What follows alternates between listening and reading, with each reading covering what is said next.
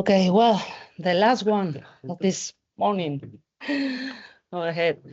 Okay, thank you very much, of course, to the organizer, Manuel, Salomon, Margalida, and Marta, of course. Well, today I would like to invite you to reflect on something we rarely consider when thinking about crime and justice, and it is the sensory life of the ocean. We often associate criminology with prisons, courts, offenders, and victims. And when we think about death, violence, corruption, organized crime, but what if crime also includes the destruction of marine ecosystem? What if victimization includes whales, coral reefs, fish, and even the ocean itself? So this is the aim of this presentation, exploring the intersection between blue criminology, sensory criminology, and restorative justice, focusing specifically on two often overlooked forms of marine harm, which are underwater noise pollution and artificial light at night, also known as ARN. Well, Nigel said before about blue criminology, some notes. But blue criminology did not originally emerge as a concept focused on marine environmental harm. Its earliest meaning was linked to United Nations criminal policy and international crime prevention. However, this concept has evolved significantly. Today, blue criminology refers to the study of crimes and harms occurring in marine environments in all forms. It aligns, obviously, closely with green criminology, but it specifically focuses on oceans, seas, and coastal areas. So modern blue criminology today looked at transnational organized crime, illegal and unreported, unregulated fishing, and so forth. It also incorporates 4 or 5 key blue conceptual approaches. Oh, sorry. It was the previous one. First, the blue economy, which view oceans and engines of economic growth through shipping, fisheries, offshore energy, tourism, and biotechnology. Second, the blue governance, which attempts to integrate economic development with sustainability and regulatory frameworks. Third, blue acceleration, a concept describing the cumulative and intensifying human impact on marine ecosystem worldwide. And fourth, the emerging discourse of blue crime, blue ecocide, and blue justice, which highlights the urgent need for criminal law mechanisms capable of addressing large-scale marine destruction. And obviously, southern blue criminology, as Professor Sau refers before, is an approach that critiques crime center analysis and expand the concept of harmscape by integrating socio-economic and cultural contexts that are often overlooked by the prevailing law enforcement paradigms developed in the global north regarding to global south. Well, yet within this expanding field, something crucial remains insufficiently addressed, is the sensory dimension of marine harm. And why the sensory dimension matters? Well, when we think about environmental crime, we typically imagine visible pollution, like plastic pollution, oil spill, staining coastlines, toxic discharge, and these harms are visible, they are dramatic, they generate media attention. But what about harm that we cannot see? Underwater noise is invisible. Artificial light pollution is often subtle and normalized, and yet both profoundly disrupt marine ecosystems. This is where sensory criminology becomes essential. Sensory criminology asks us to reconsider crime and harm through the lens of perception, through sound, light, smell, touch, and embodied experience. And its challenges an exclusively visual understanding of victimization. If harm can be felt, heard, or sensed, even when it's not visible, should it not also be recognized as harm within criminological frameworks? This is an open question. If marine organisms depend on sound and darkness to survive, then damaging those sensory conditions becomes a form of ecological harm.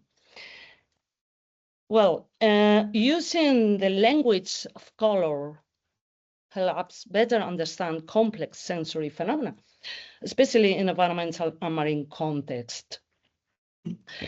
When we think about sound, we rarely think in purely technical terms. Instead, we associate sound with sensations and images. For example, the sound of gentle rain feels soothing and calming. The roar of a storm feels intense and powerful. So sound is not just a physical vibration, it's an emotional and perceptual experience. And one fascinating way humans have tried to understand sound more deeply is by describing it through colors. Just as a painting can evoke memories and emotions, associating color with sound enriches our sensory imagination and helps visualize something that is otherwise invisible. So, although most studies focus on human hearing, interesting effects have also been observed in non-human species. For example, white noise. Some research have demonstrated that in monkeys, there are similarities between altered white noise, for example, frequencies, and the behavioral effects of cocaine. And this suggests that maybe share neurological and behavioral mechanisms involved. Related to pink noise is more intense at low frequencies and softer at high frequencies. And scientific evidence has also suggested that visual motion accompanied by pink noise may induce predatory behavior in certain species, showing that noise colors can influence biological responses. Brown noise, also known as red noise, is even deeper and more powerful at low frequencies. Brown noise is less common in everyday experience, but does occur in natural environments. Importantly, studies suggest that terrestrial environments tend to exhibit more white noise characteristics, where marine environments tend to display more brown or red noise characteristics. And finally, black noise. Black noise is a myth. It's the myth of silence, because black noise ideally represents silence, 0 decibels, but absolute silence does not exist in any natural environment. Even in the quietest places, there are always background vibrations, biological signals, or environmental sounds. These remind us that sound is a constant feature of life. And regarding artificial light, earlier we discussed how scientific describes sound using color, and we can apply a similar spectral perspective to light. Artificial light at night introduce new wavelengths, intensities, and temporal patterns into marine environments. However, our knowledge remains incomplete because only a limited number of radios have been studied in detail. Both diurnal and nocturnal species are affected by island because, for example, the lunar cycle plays a fundamental role in many biological processes, and artificial light interferes with these evolutionary adaptations. For example, in seabirds, sensitivity is highest in the blue or violet and ultraviolet wavelength ranges, and they are generally less sensitive to warmer colors such as amber or red. This has practical implications. On the other hand, the rapid global adoption of LED lighting presents an additional challenge. Of course, LEDs are energy efficient, but they are often emit high proportions of short wavelengths, particularly blue light, that penetrate deeper into water than longer wavelengths. And this means artificial light can now reach not only shallow coastal areas, but also deeper marine habitats. And this has a lot of consequences. Many of these effects are still insufficiently understood and require further research. So in conclusion, describing sound and light through color is not merely poetic, it's scientifically meaningful. Well, contrary to popular belief, I think we have some of, oh, it doesn't work. The sound of the video recorded, but it doesn't matter. Okay. Contrary to popular belief, the ocean has never been silent. Before the Industrial Revolution, the marine soundscape consisted primarily of geophony or biophony, and human-generated noise or anthropophony was almost negligible. Today, that balance has dramatically shifted. Shipping lanes crisscross the globe, seismic air guns blast the seabed in search of oil and gas, and sonar system operate in military and commercial context, etc., etc., etc. So sound behaves differently underwater than in air because it travels approx 5 times faster and over much greater distance. For marine species, sound is not secondary. Oh. It's not secondary, it's fundamental. For whales and dolphins, acoustic communication is essential to survival. For fish, hearing is equally critical. Fish detect vibration at low frequency sound through specialized sensory systems, and high intensity sound from seismic air guns can damage delicate hair cells in their auditory structures. Recent research also show evidence of nociception in fish and invertebrates, meaning that they can detect painful stimuli. So underwater noise is not merely background disturbance. It's an interference with the sensory architecture of marine life.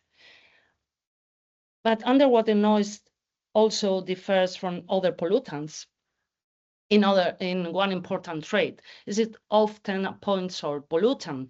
So that means that when the source stop, the pollution disappears. And this makes mitigation not only possible, but comparatively straightforward. Yet, despite the feasibility of mitigation, there is a glaring regulatory gap here. There is no comprehensive, legally binding international treaty specifically targeting underwater noise pollution. And given the extensive scientific evidence of harm, this regulatory silence is striking, and it raises some interesting criminological questions. Well, artificial light at night, as I said before, is another underestimated threat. We often associate light pollution with urban areas, but marine ecosystems are increasingly exposed to artificial illumination. And this has profound biological consequences. Birds, for example, collide with illuminated vessels at night. Fish and coral exhibit altered reproductive and feeding behaviors under artificial light, but the fishing industry, for example, use powerful lights to attract fishes, skids, and these lights are so intense that they are visible from satellites.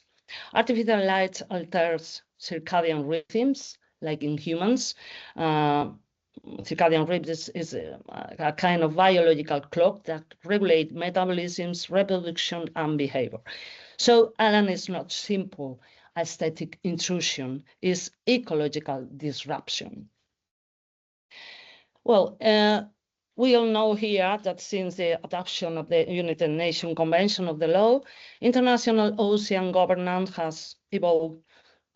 More importantly, there have been important developments, but however, underwater noise and artificial light remain marginal within international regulatory discourse.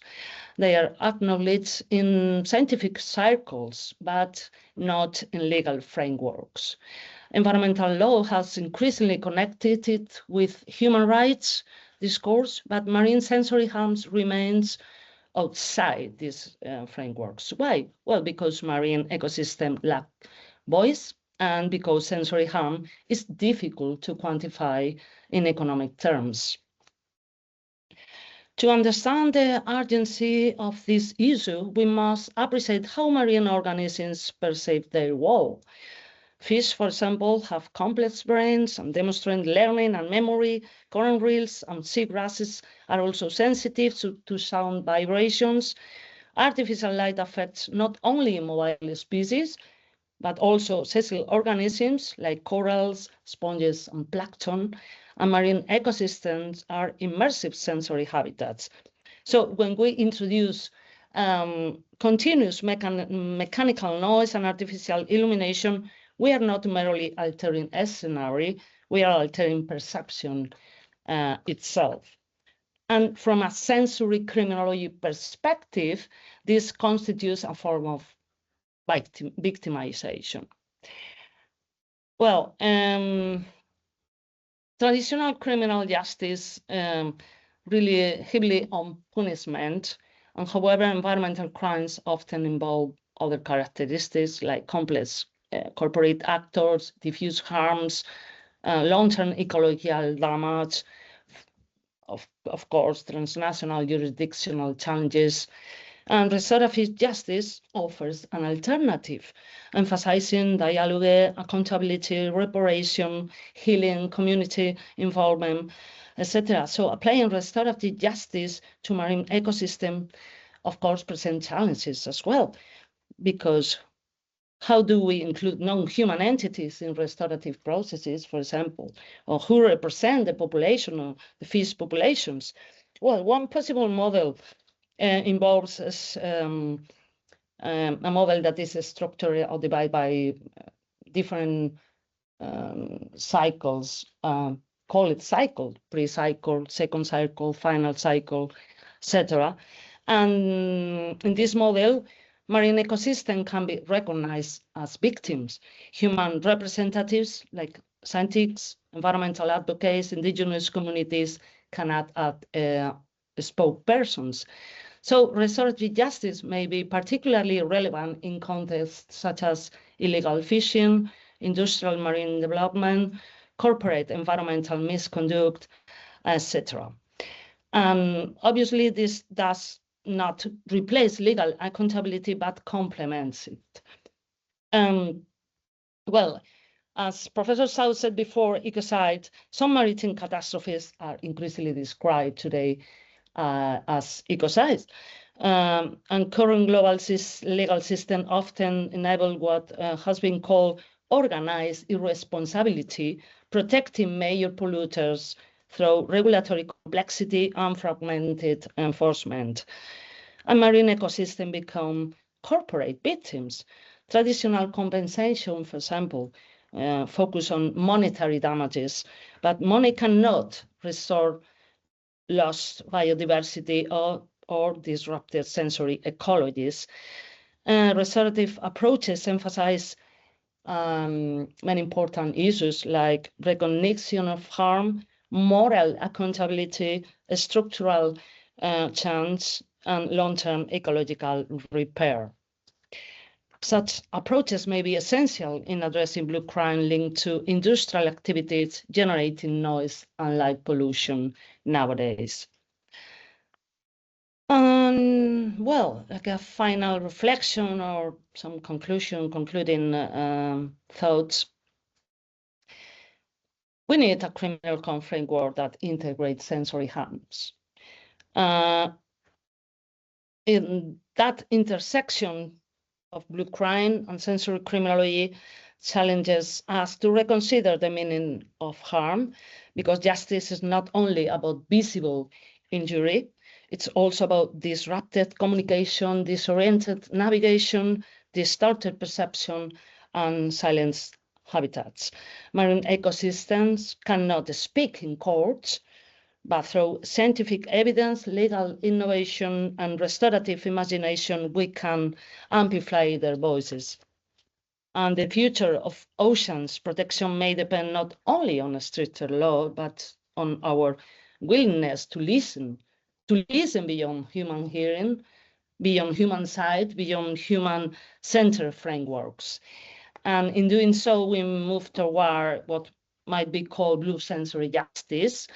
And most importantly, we need an expansion of empathy. So thank you very much.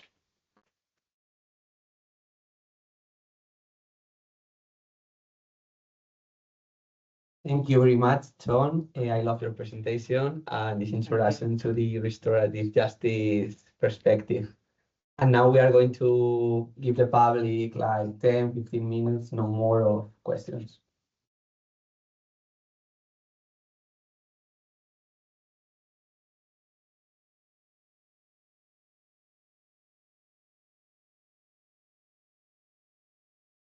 Hi, thanks so much for a very interesting, colorful presentation. Yes.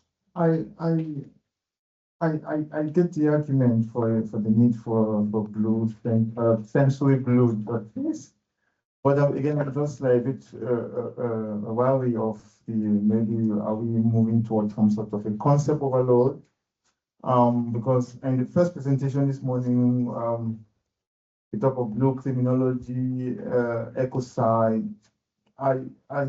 Is there something that coming from say a blue criminology perspective that will not address the sensory issues around marine ecosystems? What does the need for a blue sensory justice add to say the concept of ecocide, for instance, or blue justice, for instance, that is already there and maybe growing? But thank you for your question. Well, I think the intersection is essential in this new model. We live in the Anthropocene, all is interconnected.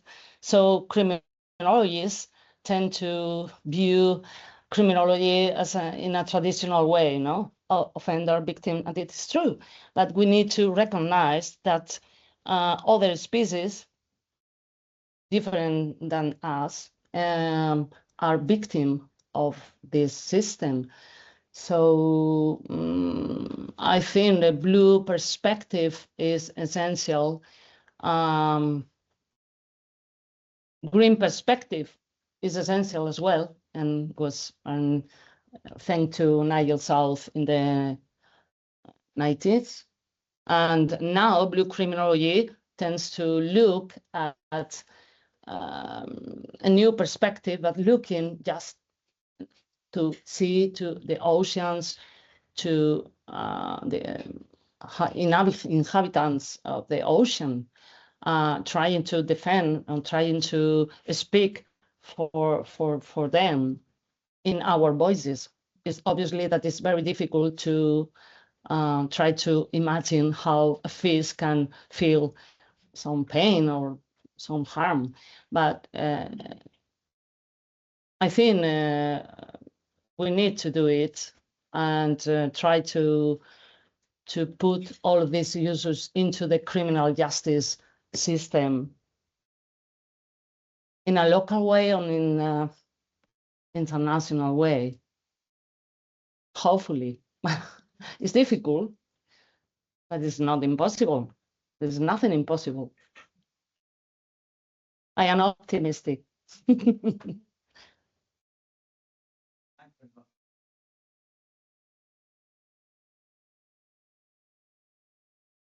Thank you very much for that really colourful presentation.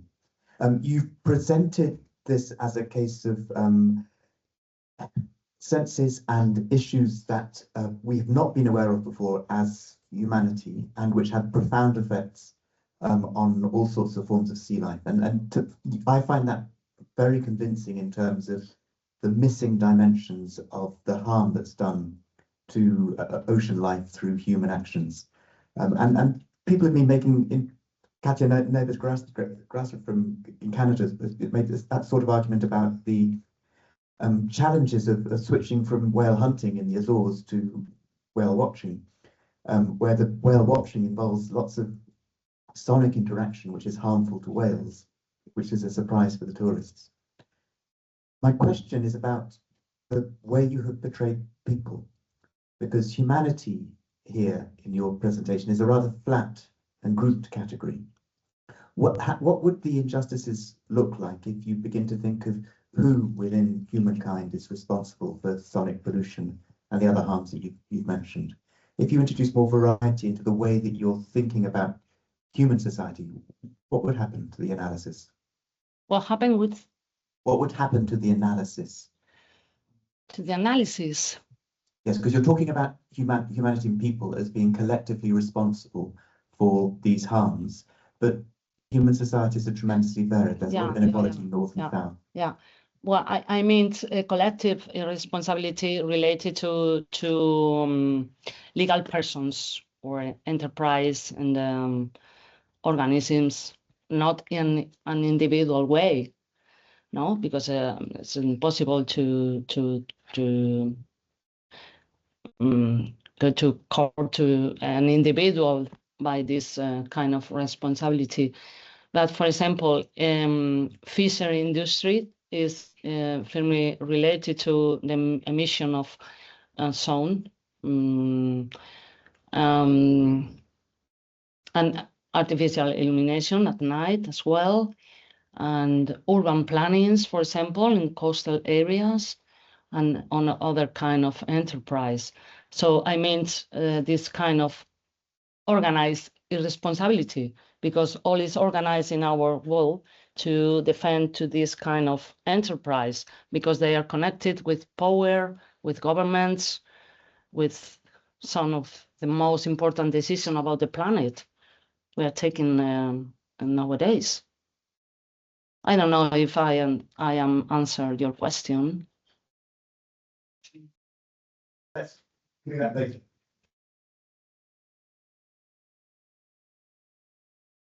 And we have time for one more question. I have one question. Like you were saying, that I find it very interesting that adding this kind of blue sensory perspective to criminology, like it's very important, as you have explained through the presentation, but you also have said not to add like more complexity to law, more kind of bureaucratical kind of complexity. So my question is very kind of naive and pragmatical, like how can you add this perspective that you're speaking without making law more complex and more bureaucratic, and in the end like making small fishermen to change again their motors and or whatever, so their engines, so like very pragmatic that in that way. Thank you for your question. It's not necessary to having more bureaucratic laws or technical laws. It's just a question related to the application of previous law, because we have a lot of different laws in different contexts that we are not applying today. So we need to apply the law. For example, I read some days ago that in some places, in some coastal areas, the motorcycle, water motorcycle are prohibited, at least, hopefully, because it's disrupted. The sound is disrupted to fish and to other species and to humans as well. When you are taking a rest or holidays in a beach and you are taking a little rest after lunch and you hear, you feel disturbed, obviously. So I am very happy with that. So I think the problem is applying the law. We have sufficient laws.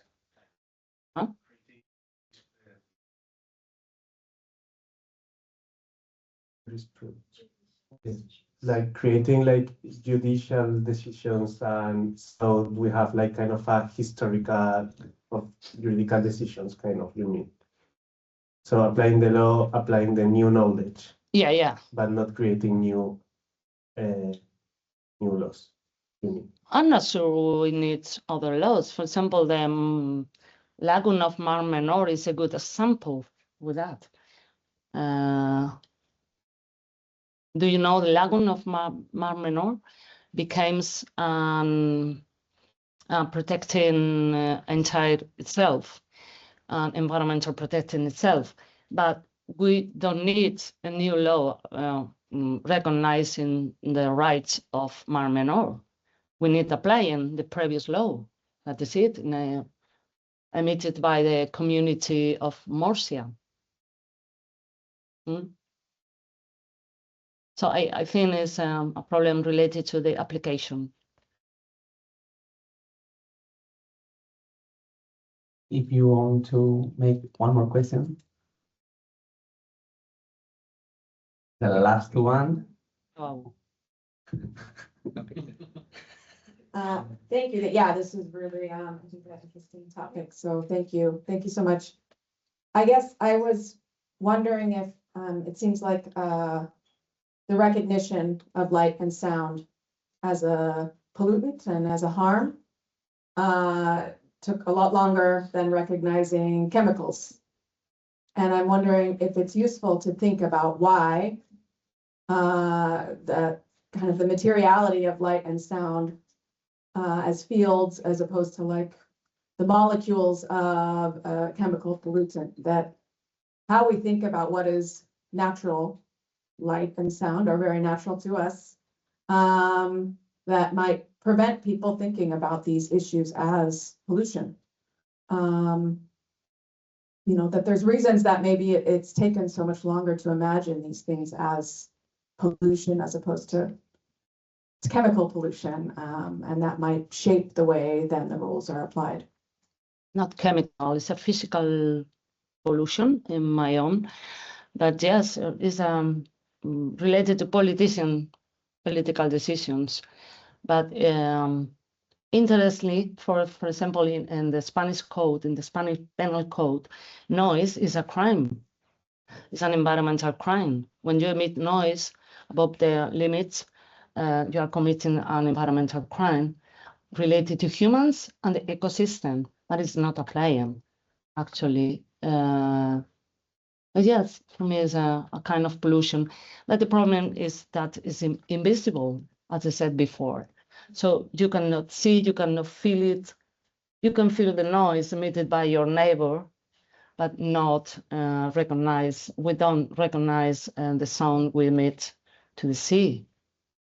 Thank you. Oh, welcome. Okay.